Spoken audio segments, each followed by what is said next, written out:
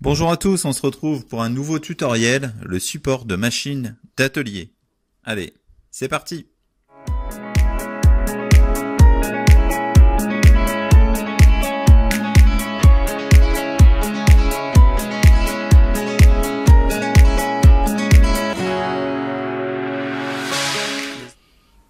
Alors ce support de machine sur roulette est fabriqué à partir de bois de récupération, ici du bois de charpente et du bois de palette.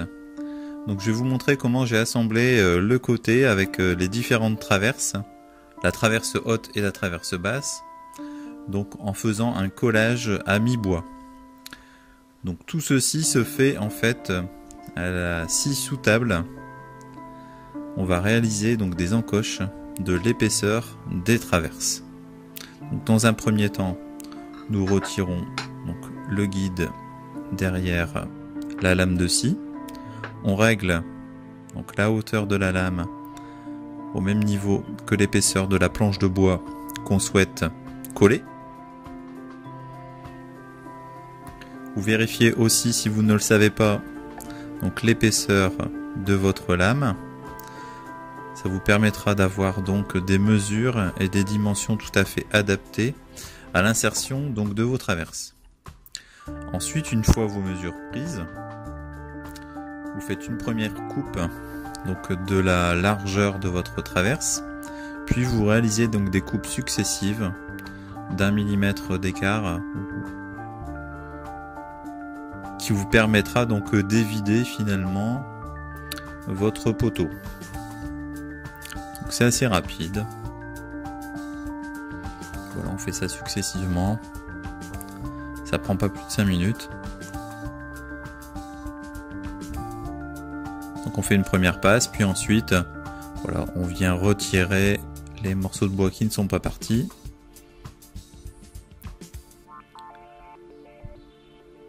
Puis on égalise le tout, donc à l'aide de la lame. Voilà, une première approche de notre traverse pour voir ce que ça donne au niveau du positionnement. Voilà, il faut affiner certainement un petit peu plus.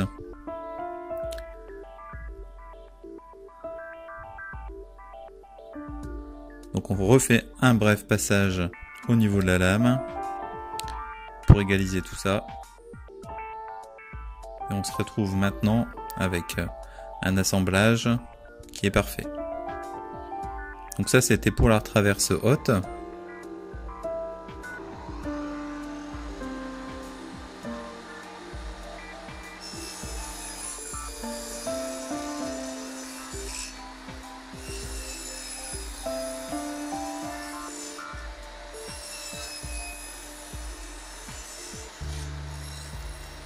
Donc on fait la même chose maintenant pour la traverse basse.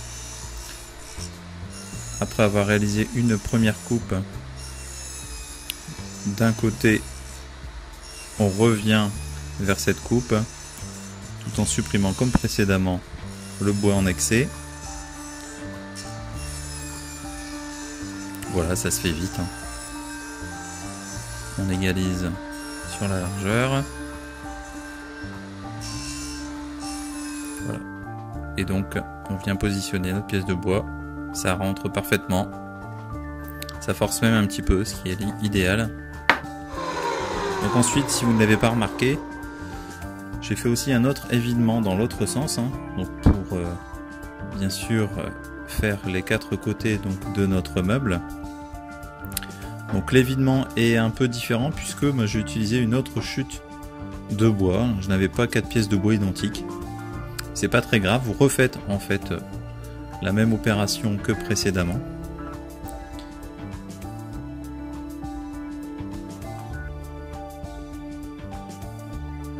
Ensuite, on vient positionner donc nos pièces de bois à blanc pour voir ce que ça donne, si les mesures sont bonnes.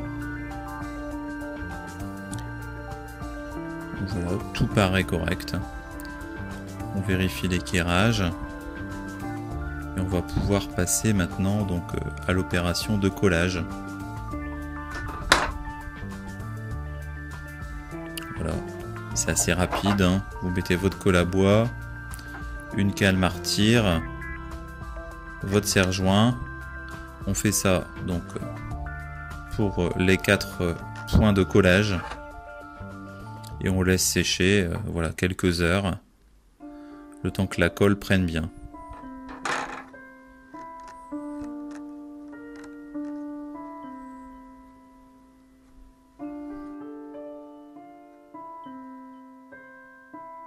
Donc voilà, nos côtés donc ont bien séché. On va pouvoir assembler et terminer donc ce petit meuble. Donc on vient positionner la nouvelle traverse.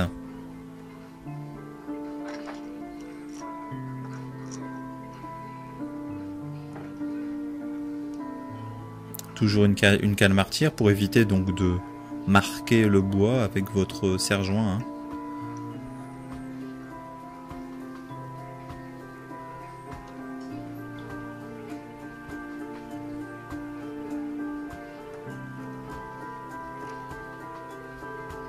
Donc voilà, l'assemblage est terminé. Une batterie de serre-joint nous permet donc de renforcer le collage. Donc une fois la colle sèche, on se retrouve avec cette structure. Bon voilà, j'avais des roulettes de récupération dont l'empattement est un peu large. Donc j'ai réalisé une pièce de bois supplémentaire à ajouter au pied pour pouvoir avoir une meilleure assise de ces roulettes. Donc cet arrondi que j'ai trouvé plus esthétique, je l'ai réalisé grâce donc à cette ponceuse à rouleau donc oscillante. Donc vous retrouverez la présentation sur la chaîne YouTube. Voilà. Ponceuse à rouleau oscillante, c'est vraiment très efficace. Voilà, ça ponce assez rapidement, c'est un ponçage vraiment très régulier. Donc pour des petites pièces comme ça, voilà, vous faites ça vraiment très rapidement. Voilà, donc j'ai réalisé 4 pièces identiques que j'ai collées au niveau donc des poteaux de ce petit meuble d'atelier.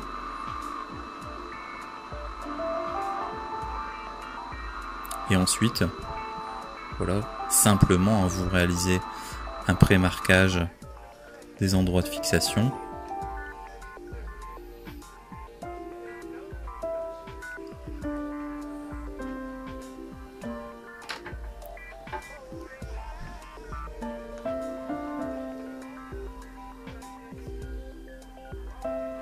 Ensuite, il suffira donc de venir faire un avant-trou, donc avec une mèche à bois.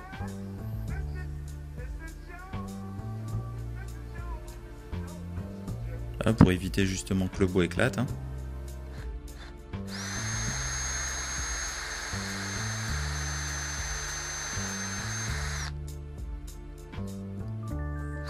Et puis après, il vous suffit donc de passer donc au vissage.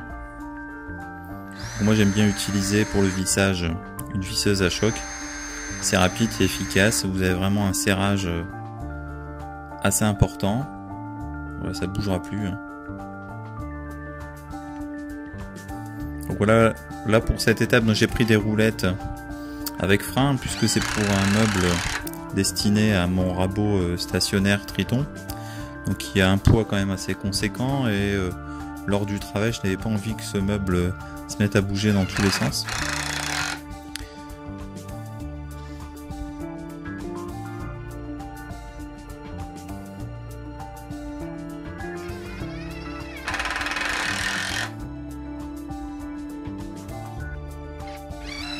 Voilà, donc maintenant on passe au plateau. Donc le plateau, je vous passe la découpe, hein, vous faites ça à vos dimensions. J'ai utilisé donc de l'aggloméré que je chanfreine, hein, à l'aide d'une fraise à 45 degrés. Donc là j'utilise dans un premier temps une cale martyre pour voir la finition. Donc l'utilisation chanfreinée, ça vous permet d'avoir une finition au niveau des plaques d'agglo vraiment très sympa et des bords hyper propres. Donc ça je vous le conseille vraiment si vous avez si vous avez donc des fraises à 45, si vous avez une défonceuse ou une toupie, c'est vraiment pas mal d'avoir cette finition là et on peut réapprendre à réutiliser Donc des panneaux d'agglomérés qu'on a tous en chute un peu partout. Donc ensuite vous prenez bien le temps de positionner donc votre appareil au centre donc, de votre meuble. On fait un marquage.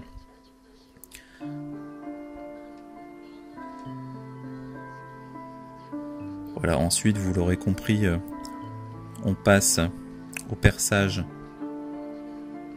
donc des trous de fixation. Toujours important quand vous réalisez un meuble comme ça, c'est de bien fixer votre machine. Voilà, c'est une machine qui va être amenée à se déplacer, il y a du poids, il y a de l'inertie. Donc voilà, c'est important qu'elle soit bien arrimée sur votre meuble.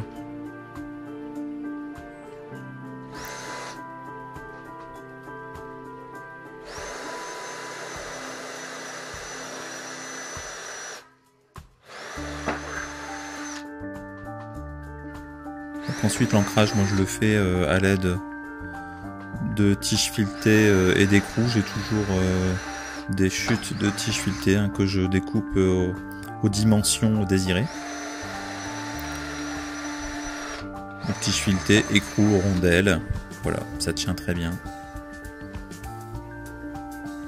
Donc vous voyez ici le chanfrein à 45 degrés, ça fait vraiment un bord très sympa. Donc vous pouvez, si vous désirez, rajouter une planche en dessous, puis même des étagères intermédiaires. Voilà, j'en ai pas l'utilité pour cette machine. Voilà, moi j'espère que ce tuto vous aura plu, et moi je vous dis à très vite sur la chaîne Verpal.